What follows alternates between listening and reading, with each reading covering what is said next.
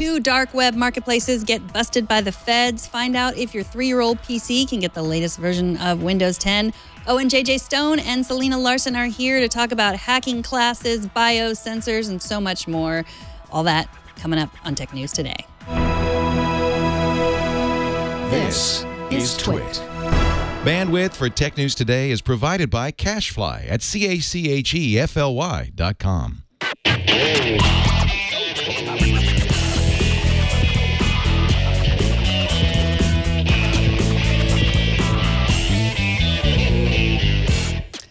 This is Tech News Today, episode 1814, recorded Thursday, July 20th, 2017. This episode of Tech News Today is brought to you by the Ring Video Doorbell. With Ring, you can see and talk to anyone at your door from anywhere in the world using your smartphone. It's like caller ID for your home. Go to ring.com/TNT and get up to $150 off a Ring of Security kit. Welcome to Tech News Today. This is the show where we talk about some of the biggest tech news stories of the day with people who are passionate about technology. I'm Megan Maroney. Jason Howell is on vacation all week. But joining me today is podcaster, content creator, warrior against soccer trophies, Owen J.J. Stone. Yes, no, what do they call participation trophies? Nope. They're evil. So not just so that was softball. I got it wrong. I thought it was soccer, but you had this has absolutely nothing to do with tech news, and yet I'm going to talk about it anyway because it was the most amazing Instagram post about the it was a softball. You say it was softball. Yes. So your daughter's softball team had a horrible season. They got beat all over the place, and everyone still got trophies. Discuss. Long story short, their season was great. This was a special tournament. 2 losses and you're out. They lost both their 2 games back to back. They got their teeth kicked in. They lost by 10. They scored some runs, but they lost. And all of a sudden, after they shake hands and say good game, the winning team stands out there and they're clapping up. Like, what are they clapping for? They come out and they give our team trophies. Like, we came in last place. What are we getting trophies for? And it says participation. And then the coach is like, oh, can we just have Leah can hold it for the pitcher? Leah's like, I don't want it. He tries to hand it to her again. I don't want it. Looks at her mom. Like, what are you looking at her mom for? She's not holding this trophy. And the lady's like, why don't you want it? I'm like, we're not taking trash home, and we're not going to post on Facebook, act like we won something. We just lost. Like, the joy is playing the sport together with your friends, not to hold up a trophy for Facebook to make it look like you're a winner when you're not. So, no participation trophies. First, second, third, something. You got to win something to get something. Yeah. That's my mindset. I feel like you are leading the charge here, and I support you 100%.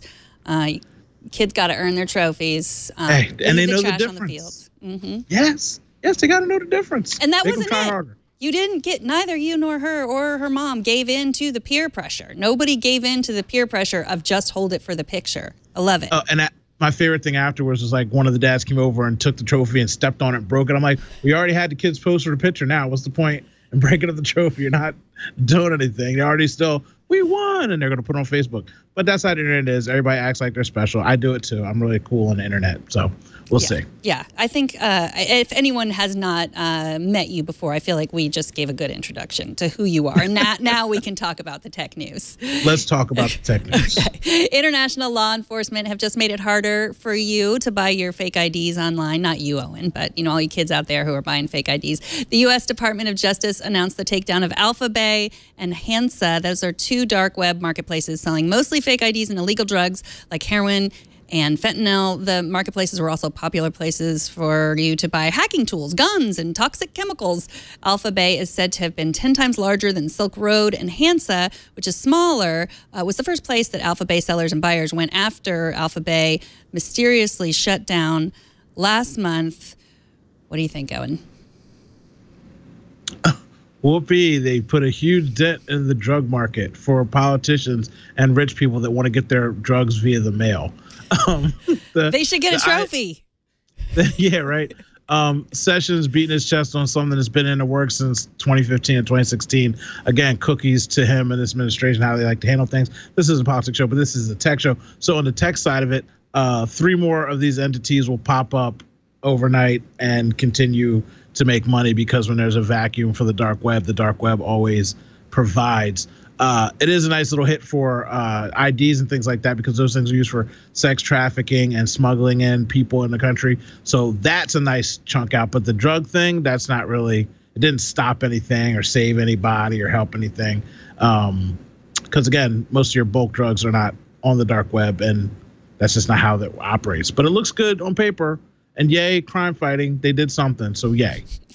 Well, I'm with you on almost all of this, except for I also believe, like, just because you can't do everything doesn't mean you can do nothing, right? I mean, so yes, another one will pop up. Yes, it's whack-a-mole, but does that mean that we should stop trying to shut them down?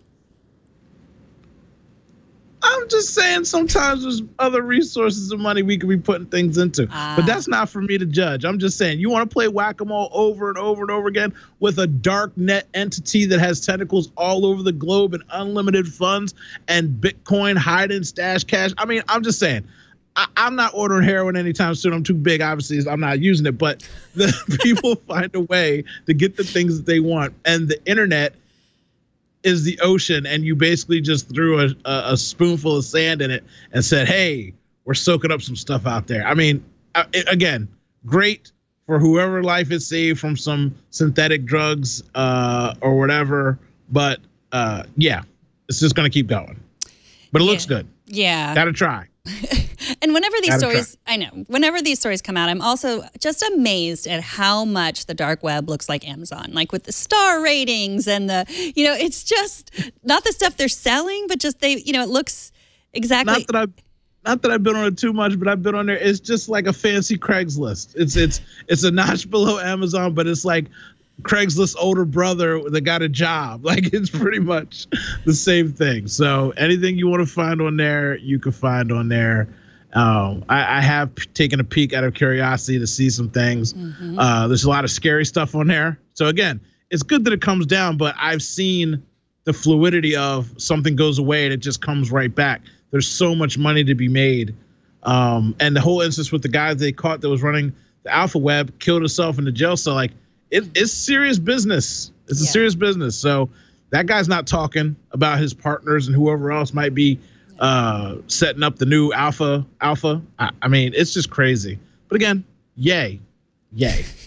Well, there's that also picture, the picture of the weed, the purple kush. Sorry. And it says trust level 4. The seller is Ferris Bueller. Probably not his real name, but the trust level is 4. Can we take a look at that picture, Brian? Because it says quantity left unlimited. Like, is it unlimited, really? Like, what is that? Like, that doesn't seem true. So quantity left unlimited. Again, guys, see, this is what I'm saying about this show gets me in trouble because it sounds like I know more than I should know that I don't know, and I don't want anybody kicking in my door about things I know. But unlimited, they're sending small quantities of this stuff. They're not sending you 4 tons of marijuana on the dark web. That's not where business like that gets done. I'm not saying where it does, but it just doesn't happen on the dark web. But when somebody wants a gram, that's like the tiniest amount, and maybe you want 5 of them or whatever, and they've got a pound. That they could service 3,000 people with that. I'm just throwing out numbers because I don't want to seem like I know anything. Okay, good, so that's why it seems unlimited. I don't want the math to add up on me. We're going to be talking about math later. Okay. So I got to fudge these numbers a little bit. Just mispronounce Kush, and then or is it Kush or Kush? Man, I don't know. You're up in Northern California. You better know what Kush is. I know you're out there hanging out with the cows, but that's gold country up there, and it's legal. Y'all gonna be taxed out the wazoo, making all kinds of money. You gonna be smelling purple Kush on the ride to work next year. Wait. Okay. Burke, who is never wrong about anything, has something to say about the unlimitedness. It's a renewable resource. Kush or Kush. It does grow on trees. Microsoft, let's move on before either one of us get into any more trouble. Microsoft released another strong quarterly earnings report, especially in the cloud. The company also updated its support lifecycle policy in terms of hardware, saying they will not update some older CPUs, specifically certain older Atom-based Windows devices. The statement comes after some grumbling online of current Windows 10 users who've been unable to update to the Creators Edition. The Redmond company does say that they will continue to offer these customers security updates. Now, if you have a PC with one of these, one of the affected CPUs, you can install Windows 10 Anniversary Edition, but nothing newer than that. So, when you said some of these stories were, you had some things to say, they were unsettling. Was this one of the unsettling stories? No, this one's people are going to be upset about. But I mean, at the end of the day, did I tell you? I switched back to PC after like 11 years. I knew. I'm back on this PC thing. I like it. I like it a lot.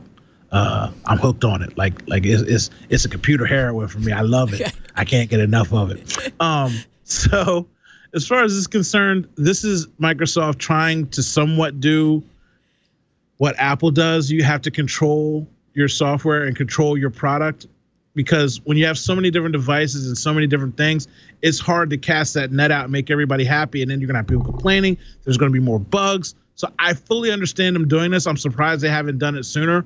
But maybe with this product being as quote unquote good and stable as it is, they're looking to the future of cutting down on issues and flaws and security problems. So I have no problem with this. If you would have asked me this like 2 years ago, I'd have been ranting and raving like I normally am. But I kind of understand the purpose of Microsoft doing this. Well, yeah, I mean, they're sort of forced into doing it from Intel. But I mean, some of these computers are only like 2 or 3 years old. The HP Envy X2 is one of these PCs that'll be affected. So it's really kind of, I would feel bad if I had a 3-year-old computer that could no longer get updates. Okay, not get an update. You're getting, it's like you're not getting the new Blinky update. You're still going to be functioning the same way you were functioning. Your computer's going to function. They're going to support you with whatever you were doing previously. Cool. Now, when the new Kalamazoo comes out, your stuff probably can't handle it. They're not going to deal with it. It's different. It's not the same. It's just like when I try to run an upgrade on a Mac. And you can upgrade on a Mac for like 8 years. It doesn't mean it runs great. Yeah, you got the features, but even those features, some are blinked out. This is not a problem. So Apple does this all the time. Okay, so you're running Windows 10 Creators Edition? Yes. And is there nothing better about it than Windows 10 Anniversary Edition? I don't know any better, so I can't answer that question yet. I am an infant in the Microsoft world, so I can't lie and say that it's better or worse. I don't know any better. I live in the world of the internet and Adobe Creative Suite, so technically it doesn't matter what I'm on as long as it's fast. Okay. So I can't lie. No, we don't want lies. Does it open when it sees your face? Does it turn? Do you have Windows Hello turned on so you just look at it and it says? I don't have a camera on. Again, I don't have Alexa. I don't do any of that stuff. Like I said, the only thing I have in my house that listens to me is Siri. Everything else, I close circuits on. I just got to tell you about the dark web. Stuff be going on. I know what's happening on the internet. I'm not letting nobody listen to my voice, my call, my face, none of that. Yeah. Plus, I probably get one of those monkey things that always happen with voice detection, face detection with African Americans. I don't have to get involved with that and feel bad about myself. Right. And God forbid you talk about drugs on a podcast that someone might listen to or watch. Exactly. Okay. Exactly. Okay. Elon Musk's tweets have everyone in a tizzy today. The Tesla CEO says he got, quote, verbal approval for his underground hyperloop from New York to Philadelphia to Baltimore and DC in 29 minutes. I guess it's from New York to DC in 29 minutes. The tweet was met with skepticism about what exactly verbal approval meant. Ben Sarl, deputy press secretary for the New York mayor's office, told Business Insider that no one in City Hall or any of our city agencies had heard from Musk or any representative from Musk's Boring Company. And that, of course, I'll remind you, it's called the Boring Company. I'm not making any judgments about whether it's exciting or not exciting company. Later, Musk followed up with still a lot of work needed to receive formal approval, but am optimistic that it will occur rapidly. And then he said, if you want this to happen fast, please let your local and federal elected representatives know. Makes a big difference if they hear from you. So as much as my 19-year-old Baltimore living self would have loved to ride the Hyperloop, I do not see us riding around in tubes at, 500 miles per hour anytime soon. This is your neck of the woods, though. What do you think? As many times we talk about this man talking about going to Mars, he's just making up stuff. This is another thing that he's making up because his voice drives things. I mean, when he just tweaks his stuff, his stock jumps through the roof. He's a marketing genius, if nothing else. Obviously, he's a regular genius, but this Hyperloop isn't going to happen. So first of all, just forget about me going from Philly to DC. I'm not trying to turn into a piece of jelly. They haven't even sent fruit through a tube yet. And anything you send that tube has got to be some kind of crate cart product at that speed. So until they figure out how to keep my brain from turning into spaghetti, I don't care about this stuff. They haven't proven anything to me. It doesn't matter anything to me. And yes, it's boring. It's boring. It's boring. Elon just be saying stuff And it drives me crazy. I mean, because half the stuff he does comes true. So that makes you want to believe the other stuff. But this is not happening. Yeah, you want to send some furniture, some freight on the loop and get it across the country super cheap and drive down market price? Cool. People? Okay. 2060, 2080, he'll be dead by the time people are riding around in a hyperloop. We can't even get high-speed trains. I go around the whole world. Everybody else getting on trains, going 120. We can't even get high-speed trains. But he going to come bring me hyperloop underneath the city in a rural area in the Northeast. Stop it. But wouldn't you like to live in New York and just go to DC and tell the U.S. government what you think, in 30 minutes and then turn around and go back? Sure, I would. Who wouldn't want to do that? I'd also like to fly. I'd also like to call for money. I'd also like to sleep for 16 hours a day and have it not affect my whole lifestyle. I'd like unlimited chicken Alfredo. There are a lot of things that I would like, but they're just not going to happen. And this is one of those things. Okay. Well, okay. So not that this means that it's going to happen any faster, but the Department of Transportation did confirm that they have had conversations with Elon Musk. I'm not saying that means it's going to happen, but he wasn't completely making this up. Someone in the White House said that this might at some point be something that they could do. And, boring the holes is the easy part, right? Like what you're talking about is much faster, like how to get... Wait, putting the holes in the ground is easy in the Northeast? Well, it's easier. Just digging. It's easier than what you were talking about, not turning into jelly as you're riding in a tube. Drilling holes, okay. What he's saying in general is not easy. We have infrastructure. We have sewers. We have drains. We have aquifers. We have sinkholes popping up in cities. Again, it's Elon Musk, so people just be taking it so credible. One day he'll do it, and I'll be like, oh, I was wrong. Or I'll just die saying, see, I told you. We was never doing nothing in no tubes. Again, we don't even have high-speed trains in America.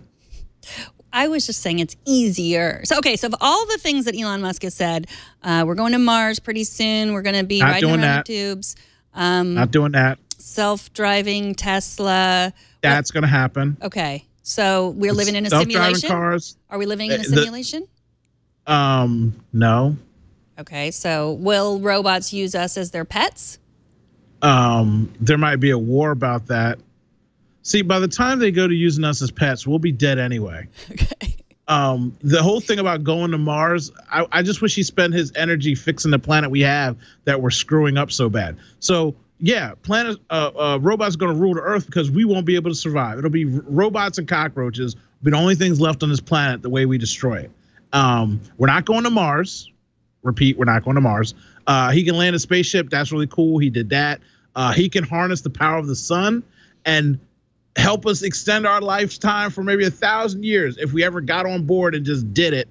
But he is not going to Mars, and he is not digging these holes in the ground and sending people in it. Again, maybe cargo, not people. Well, I'm with Elon Musk. I say dream big. And I'm also with Patterson in the chat room who says, aim for the stars, even if you hit Cleveland. Okay, Mars. Do people not understand what Mars is? You know what? It's okay. I said aim for the stars, not Mars. Yeah, aim for stars, Mars sounds the same to me, and that's what you mean in your heart. I know what you mean. Don't try to sugarcoat it with the stars. Stars means Mars. Stars, Mars, I get it.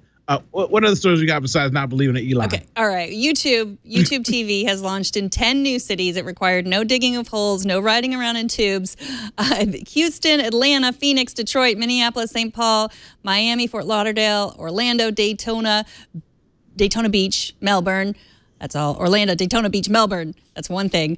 Charlotte and Dallas-Fort Worth and Washington, D.C. They also added new networks since they first launched in April, including AMC, BBC World News, BBC America, blah, blah, blah, blah, blah, blah, blah. Telemundo, Universo. For $35 a month, you can get live streaming channels from nearly 50 networks, unlimited DVR, 6 accounts per household, lots of non-skippable advertising.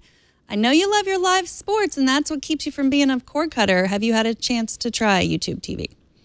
That's the only thing. I have people that love YouTube TV. I have no reason to want it, to desire it, or use it. Again, if I can't watch football on it, all these streaming services are overpriced for me. But you can. Sling you can. The NFL is different, and I want to watch stuff mobily, and the NFL blocks all of these avenues for mobile watching unless you're on Sling or satellite. Like they got certain deals where there's a couple places where you could get it, but you're still nitpicking for what you want. And I feel like the price is too high and you don't get YouTube Red with it. But again, I do know a couple people that haven't and they absolutely love the service. It seems to be working out great for them. So that's good. I tried it for a month. It was free for a month. I forgot to cancel it, so I really tried it for 2 months. And yeah, and they do send you a Chromecast if you forget to cancel and go for 2 months, which I did not need and ended up giving away. But yeah, it was too much, and I just can't stand not being able to skip the advertising. And I know that's weird for me to say because I'm doing a show that's supported by advertising, but I am also an honest person. So, and I really don't know how to pronounce Kush. I don't know if it's Kush or Kush. And Kush is funny. So we're gonna get you a T-shirt that says Kush. But and that's the thing. Yes, you're doing a show that has advertising. Advertising needs to change, and especially with streaming. Don't force me. I'd rather you run a banner or a ticker that says Coca-Cola that did a pop-up in my corner than stop me every whatever when the show gets good and force me to watch 2 minutes of ads. I'd rather a scroll by or something like that. I know they're not going to do that yet. At some point, it's going to happen because product placement doesn't really get you what you need because everything's a product and everything's placed with our shows nowadays. So it's the sets are more lavish, so it's hard to pick out products like that if you try to put them in subliminally, but they got to do something with that. I mean, I pay for Hulu, so I don't have to watch the ads now. And I tell you what, it just saves me time. Me and Leah watched Smallville and the OC. We're blowing through episodes in 38 minutes instead of 45 minutes. It makes a difference.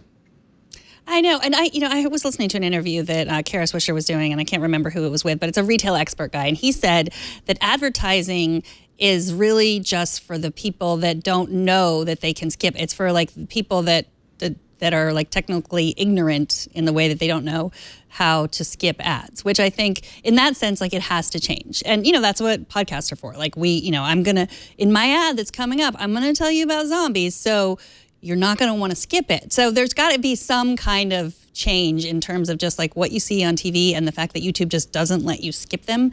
I think that is a kind of a deal breaker for me. Yeah, it really is. And for me, commercials, the biggest thing that got me started watching commercials was when I had a child and she could speak and she looked at me and said, I want that every day, 3 times a day.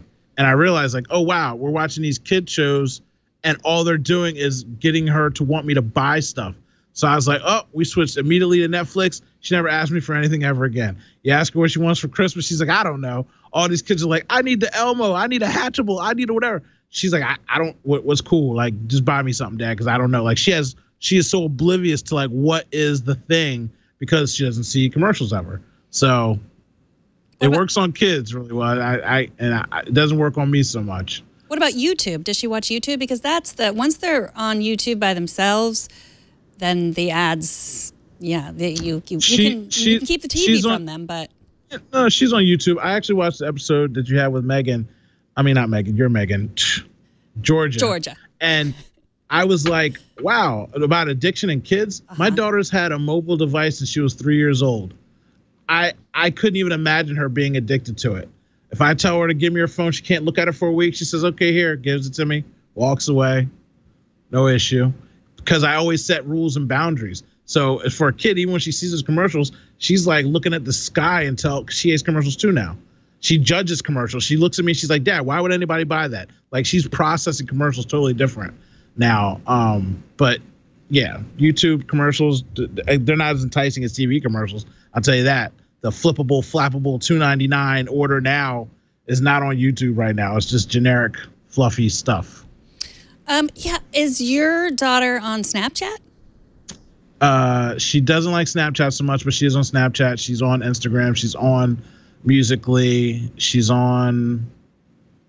She has a Tumblr. She has her website. She has a lot of stuff. Mm-hmm. So again, with the addiction thing, the rule was, first of all, when you get in a car, no devices. You either have to listen to music or you have to talk to each other. And I put books in the back. So we have comic books, graphic novels, all that stuff. Her friends get in the car. They got phones. My dad says no phones. They put the phones down. They sit back there. They read. They tell each other jokes, whatever. So there's processes with the phone at night. At bedtime, phone goes off. You can play a music playlist. That's it. There's no watching the screen at night. There's no nothing. So I've set boundaries in there so that when I say, you're getting on my nerves, I'm taking your phone, she's like, okay, cool, no phone. And then she'll go find something else to do. But when you just give a kid a device willy-nilly and don't check in on them, don't give them any checks and balances, and don't let them know that you paid a bill and it's my phone, I'll take it when I want to, then yeah, they get crazy and they cry and they freak out, and then they think that the phone is their life. But rules, boundaries, and early on, like I said, she's actually with 3, so she knows the rules. So her friends are looking at her like, what do you mean I can't use my phone in the car? I always use my phone in the car. That's the most time you probably use it, when you don't want to talk to somebody, your parent. Leah's like, no phones. No tablets. Yeah, so. it comes from her. That's fantastic. Yeah. I think you need to move here, and so she can become my daughter's friend. Because, all kids are different. There's all kinds of situations, and I don't want to judge any parents, especially myself. But I think, we have all those rules. We have the rule of, when you come over, you got to put the phone in the charging station and not just hang out on the couch looking at phones together. And then that just causes them to go over to someone else's house where they don't have those rules. So it is not easy, Owen. And they're your kids. There is nobody else's house. And sometimes, so my daughter, she tries it. We're always doing stuff. Again, that's why I'm like the worst podcast, because sometimes I'm doing stuff. She comes to me, she says, Dad, what are we doing today? And if she asks me 2 times in the first half hour, I'll sit there all day. We won't do nothing. We can look at each other and watch the paint dry. So she knows to check herself. And again, not judging anybody, but I've kept some kind of control since early on, and now she's grown up with it. Now, at some point, she's going to be 14 and tell me I'm going to go do what I want to do, and I'm just going to say, well, you don't pay a bill. So unless you get a job at 14, this is what it has to do. And get board games. We got to do something as a family. I don't know what's going on in the house, but you got to do something. Don't let them leave. Trap them, lock the door, find something else to do, or get them a Sphero so they could use the ball in conjunction with their device. So they're not just in their device or something. I don't know. Do something. Trap the kids. Okay. I'm going to come hang out. Hang out. Please I'm do. gonna talk to the kids. Please do. Okay. Next right. time you're out here. Okay. Well, after the break, Selena Larson from CNN Tech is here to tell us all about a new class for aspiring credit card hackers. But first, let's take a minute to thank Ring, the sponsor of this episode. Ring's mission is to make neighborhoods safer from zombies. That's right, I said zombies. Today, over 1 million people use the amazing Ring video doorbell to help protect their homes from zombies. Ring knows home security from zombies begins at the front door. It doesn't end there. That's why they're extending the same level of security to the rest of your home with the Ring Floodlight Cam. Just like the Ring's video doorbell, Floodlight Cam is a motion-activated camera and floodlight that connects to your phone with HD video and 2-way audio. It lets you know the moment anyone, including a zombie, steps on your property. You can see and speak to visitors, even set off an alarm right from your phone. I know. With Ring's Floodlight Cam, when things like zombies go bump in the night, you'll immediately know what it is. And of course, it protects you from other things besides zombies, feral cats, I don't know, the neighbors, whoever. Whether you're home or away, the Ring Floodlight Cam lets you keep an eye on your home. Just the idea of talking through your light. Nothing is cooler than that. Ring Floodlight Cams offer the ultimate in home security with high visibility floodlights and a powerful HD camera that puts security in your hands. That's why it was named the Wall Street Journal's Best of CES 2017. Monitor every corner of your property with a Ring of Security kit. All kits include a Ring video doorbell and your choice of either 1, 2, or 3 floodlight cams, depending on how much light you want out there. Connect your Ring video doorbell with your favorite smart locks and your hubs for added convenience, monitoring, and security. With Ring, you're always home. Save up to $150 off a Ring of Security kit when you go to ring.com/TNT. That's ring.com/TNT. And we thank Ring for their support. Man, you sold me with the black one. That's stealth. Yeah. I want one of those. I can stick those up. You won't even see it till bam, the lights come on. That's nice. And then it's like you. That. Yep. Yeah. Maybe I want me. your voice. So if it's like my daughter coming home late, you can be like, hello, I see you. Your mom had no boundaries when you were little. Right? I'm just going to start texting her random stuff like, what are you doing? Stop doing the phone. Get off the phone. It's scary. Right? They scare them. There's somebody creeping me out on the phone. Well, don't play with the phone. I don't know what to tell you. I love it. So if you've ever dreamed of being a professional in the world of carding, that is the ad that security firm Digital Shadows came upon, advertising a class on how to find credit card data online and how to hack people's PayPal accounts. Selena Larson from CNN looked into this story and is here to tell us all about it. Welcome back to the show, Selena.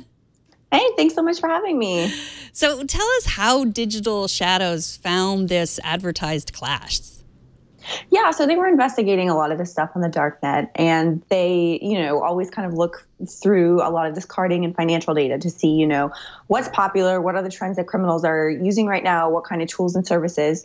And so they came upon this ad for a 6-week carding course. It's much more advanced than what's already out there. For instance, you can download a PDF and learn some tips and tricks through that. But this costs under $1,000, but it's a full course, kind of like you might take in a community college class or something. But instead of a legitimate class, it teaches you credit card fraud, how to hack people, how to buy and sell credit cards, and how to launder the money and, drain accounts if you get your hands on it. So did they actually sign up for the class? I mean, I think it costs over $900. So did they sign? I mean, because that's the thing. It's like, do you get that for your $900? So the gentleman that I talked to didn't actually take the class because it is taught in Russian. So they had the researchers look into all the data that was available, the course curriculum, the chats that were going on, because you can actually chat with the professors who are teaching this course, the instructors, they themselves are carders. And so by looking through all of that and analyzing all of that data, they couldn't take the course themselves because they didn't speak Russian, but they did have their researchers look into it and all the course materials that were provided. And the gentleman that I spoke with said that this is the most sophisticated carding class that he's ever seen available for sale on the dark web. Wow. Owen, I bet you have some thoughts on this carding class. What do you think, Owen? So again, this is one of those things where it's a sticky situation where I don't want to say, yeah, these classes exist. And I've seen one of the classes that wasn't in Russian. And I'll just say, I have a cousin who just got out of federal prison. He was in there for 3 years. And I said to him, like, well, what made you do the credit card stuff? He's like, well, you sell drugs, you go to jail for 30 years. He's like, credit card stuff. He's like, they caught me with $2 million. I'm only here for 3 years. And he has email and Skype in jail. Like, jail is like, I'm like, you're in jail? He's like, yeah, I'm just emailing you from jail. So that kind of crime is very lucrative and appealing to people that want to just make some fast cash. And especially if you're not greedy, you can get away with those techniques and skills for a long time without getting caught. So what you say is it is worth $900 then? $900 sounds like a bargain to me.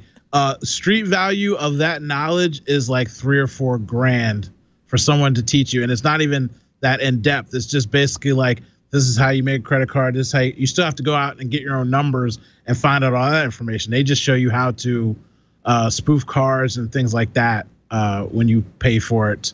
Directly from person to person. Or this is what I've been told. I only have my own credit cards. I don't have anybody else's. Yeah, although, I would obviously advise against it. I spoke to assistant U.S. attorney who was one of the main prosecutors on the Roman Seleznev case, who was one of the most notorious carders.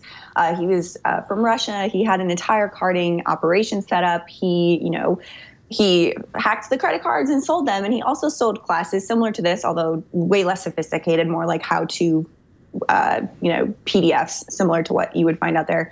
But he was recently prosecuted and sentenced to 27 years in prison for his role in the operation. And Norman Barbosa, who was the attorney that I spoke with, he said that, the Department of Justice has prosecuted a lot of these types of cases. And as we've seen, with Alpha Bay and Hansa today, the darknet markets that were taken down, the federal prosecutors and police, they will find you on these different sites. And there was a lot of the people who were speaking today on behalf of the DOJ, including Attorney General Jeff Sessions, was like, you can use these services, but we're going to find you. And that's similar to what Barbosa said, is even though the tech keeps evolving and their strategies keep evolving, so are, the federal agencies and the ways that they're looking and finding a lot of these criminals online. So it isn't, 27 years in prison. It was a pretty hefty punishment levied against one of the most notorious carders on those sites. So, Owen, you said don't be greedy. I think, Selena, you had some tips in your article about on the other side about what you can do if what Owen's saying is, people are just trying to charge $5 or charge $10 or something, do it in small. What are some of the tips that you talk about in your article about how to avoid being carded? Do they call it being carded or just being hacked? Yeah, I mean, there's this like identity theft or fraud. Identity credit theft. card fraud is another way. They suggest, having bank account alerts on your card for anything less than $5. A lot of times these carders will use automated services to check for, to see if the card is authentic. And so they'll do these really small transactions, usually under $5 to see if it's like a legitimate card, as well as over $100 to detect fraud. Another thing that they say too is a lot of times, hackers will try and access people's bank accounts or banking information by using old emails and passwords that have been leaked in previous dumps, whether that's, LinkedIn, Adobe, whatever. And so, this is we keep saying this over and over, but don't reuse passwords. Don't use the same login information that you use for any other website, as that could be compromised. Yeah, there's two guys that got caught locally here. They were at as an outlet, and basically they had someone who was working one of the stores, and they were copying the cars. They had a laptop and a card machine in the car. Someone would go and buy something. They were out on the internet remaking the cards up and then going in and shopping. And someone had an alert on their phone that they went and bought all this stuff, and then the police caught them in the parking lot because, again, being greedy, they had a car full of stuff. I think they had gotten maybe 8,000 or 9,000 in that day by the time they got caught just taking people's credit cards. But everybody got caught, and it was because of someone's alert on their phone, and they knew that they didn't do that shopping. So then they looked, and it was like pinging at other stores like crazy. So that is a big help, especially if you're on top of it. Right. My credit card, I have Capital One, and I do stuff online. Like I rented a car, and they're like, "Did you rent this car?" Like everything I do, they ask me if I did it, and I gotta like hit OK inside the email for them to release the money. Everything I buy, they're just super worried about somebody scamming something. Unless I bought it the second time, then they leave it alone. But the first time, they're like, "Oh, did you buy socks at Walmart today? Are you sure?" So it's a little annoying, but I understand the point. They're trying to protect me. Right. The right amount of notifications would be good, because with any notification, once you get too many of you, you begin to ignore them. So hopefully they'll use some sort of AI to be able to tell what. And apparently this woman didn't do that. Like she kept getting them, and some people just think like it's a mistake or something. She actually called, was like, "Hey, what's going on? I keep getting these pings." And they caught the guys. Well, Selena, you also have a piece today about a smart fish tank and an excellent fishing pun as well. Can you tell us just a little bit, don't give any spoilers, but about how this smart fish tank left someone vulnerable to hacking? Yeah, so this was a pretty fun story. Apologies for the pun in the lead. Not really. I was pretty proud of that. Sorry, not sorry. I get it. So, a connected fish tank led to a casino potentially being pawned by an outside hacker, and he was, sending data offsite to a different machine. Basically, the point of the story is, it kind of highlights all of these new attack vectors as more things come online in the Internet of Things, whether it's a fish tank, whether it's a connected coffee maker, whether it's smart drawing boards that you have on your corporate networks. All of these things, are increasingly vulnerable, and they are points of weakness along the network. And so Darktrace, which is a cybersecurity firm, released a report highlighting, kind of the 9 weirdest ones, I suppose. And my personal favorite was the fish tank. Not just because you can make a good pun, but because it's something that a lot of times people don't think about. You think of the traditional phone or servers being used to mine Bitcoin or any internal threats, people bringing in outside computers or phones to sort of download data from the corporate network. But this was an interesting case of an IoT device being compromised from the outside.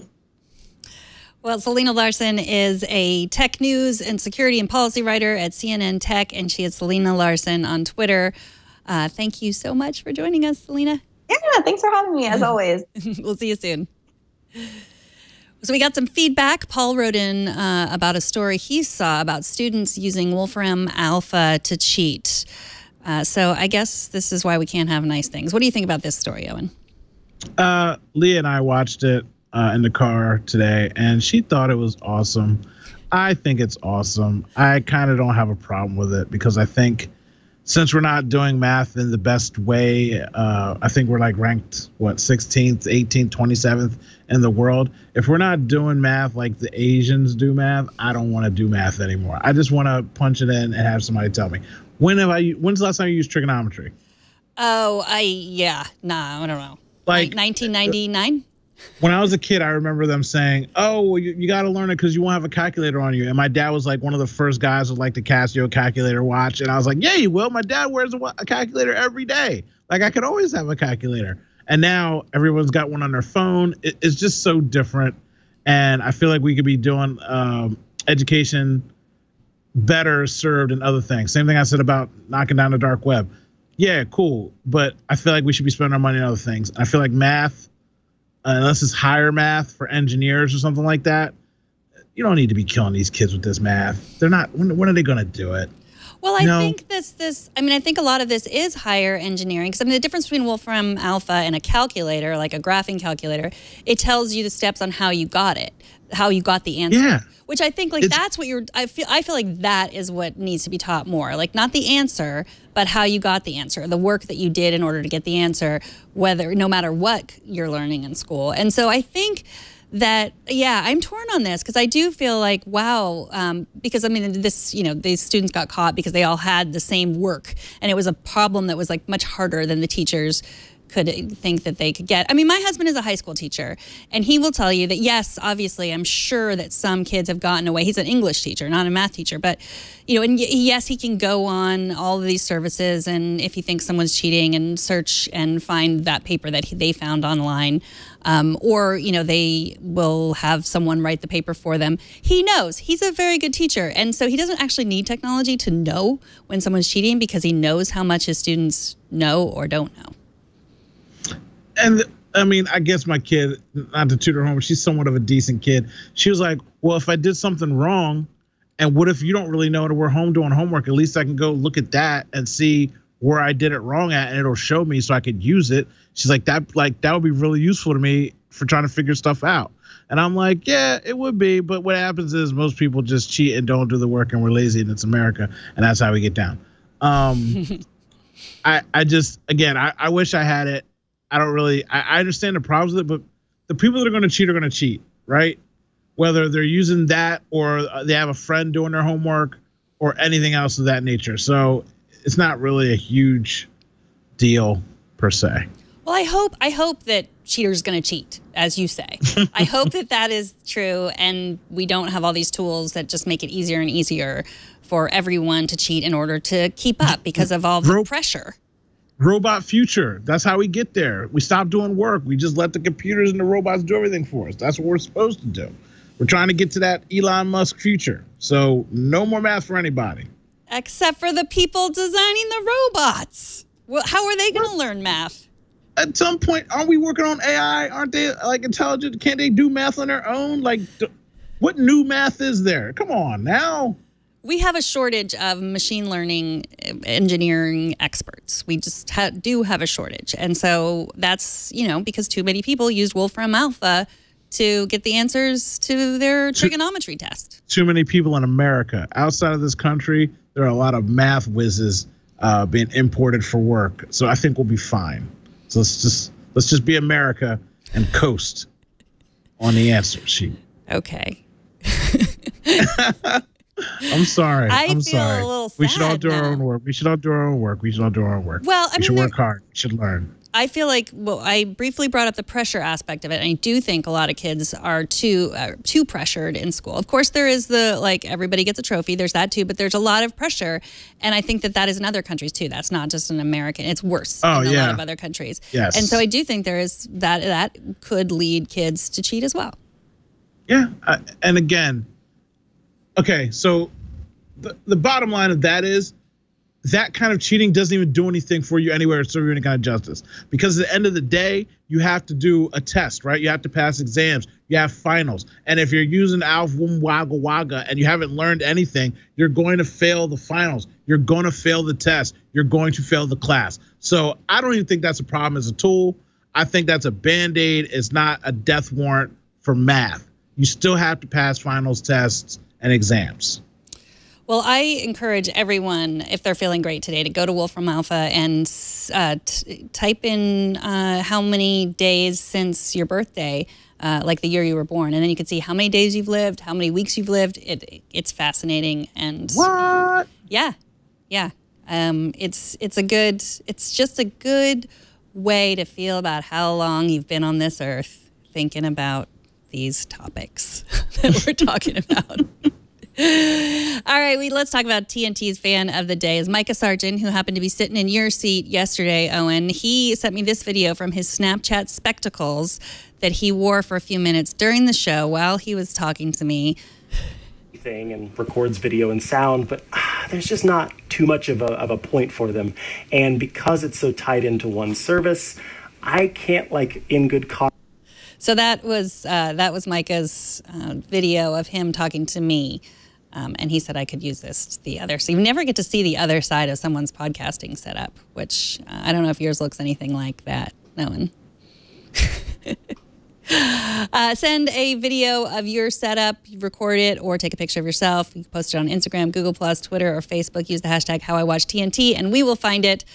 And finally, Hollywood focus group testing might soon become a thing of the past. Lauren Good from The Verge recently visited a department at Dolby Labs that's designing EEG caps, heart rate monitors, thermal imaging cameras, and even galvanic skin response sensors in order to gauge how much viewers like a given film.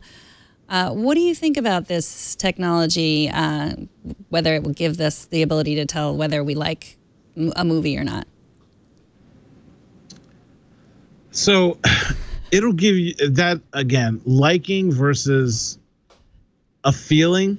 You know, I mean, if you're watching a horror movie, yeah, you can check the heart rate, and when someone's sweating and they get antsy, it's a thriller. But, like, I don't know. It takes something away from, I'm going to plug you into this machine. How much am I really? I'm watching Dunkirk. It's 2.5 hours long. I've got to wear all that. And you're going to try and get real information out of me? Like, come on, who's going to be doing that? I mean, I guess. Why do I love technology so much, but sometimes I hate it. Like, can't we just ask the person a question? Can't we just trust the person? Can't we just go off their feelings? We got to put a rod up their nose and see if they wiggle 2 times and laughed at this part. It's just too much sometimes for me. I wish there'd also been like the little, things opening right? eyes, Clockwork Orange eyeballs. It was just shy of that. The way she was all hooked up in a bonnet of electrodes and her fingers and her chest and her back. And yeah, they got her sit. And what focus group is going to have somebody sit on a nice luxurious couch by themselves with one screen? They're all shoved in a room like cattle. There you go. That's what they're looking like. They're all shoved in a room like cattle with one screen. All jacked up to machines and sweating because of the heat. It's just too much. I really need those Clockwork Orange tweezers at night when I'm reading because I'm so tired, and if I could just keep them like that's why you just awesome. Go to sleep. Let's go to sleep. What do you read on at night? Are you reading books? Or are you using a digital device? Paper books. Yep. Mm-hmm. The digital device is too addicting. Like I've already, it runs in my family apparently. The addiction to devices.